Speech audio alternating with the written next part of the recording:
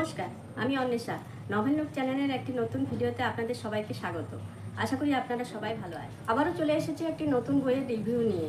আজকে আমি আপনাদের যে বইটির কথা বলবো সেটি হলো হিমাদ্রি প্রসাদ দাশগুপ্তের লেখা উপন্যাস শেষ চিহ্ন। বইটি হার্ড কভার, বইটি পত্রভারতী থেকে প্রকাশিত। উপরে একটি জ্যাকেট দেওয়া আছে, এই যে এরকম একটি জ্যাকেট দেওয়া আছে। বইটির বর্তমান মূল্য 299 টাকা। এটি ঐতিহাসিক পটভূমিতে রচিত একটি উপন্যাস, যা হিমাদ্রি কিশোর দাশগুপ্তের কলমের মুন্সিয়ানায় এক রোমাঞ্চকর আখ্যান হয়ে উঠেছে। এরপর গল্পের বিষয়বস্তুতে আসা যাক।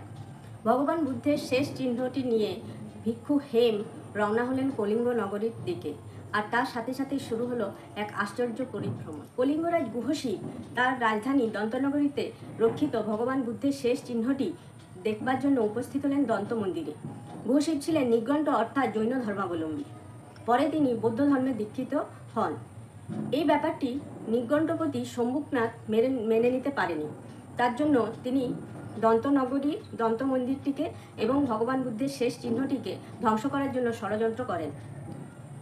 এই ষড়যন্ত্র কতদূর সফল হয়, শেষ পরিণতি কি হয়, ভগবান বুদ্ধের শেষ চিহ্নটিরই কি হয় শেষ পর্যন্ত, সেটা জানতে হলে আপনাদের পড়ে দেখতে হবে এই উপন্যাসটি। হিমাদ্রি কিশোর দাশগুপ্তের লেখা আমার পড়া প্রথম বই এটি।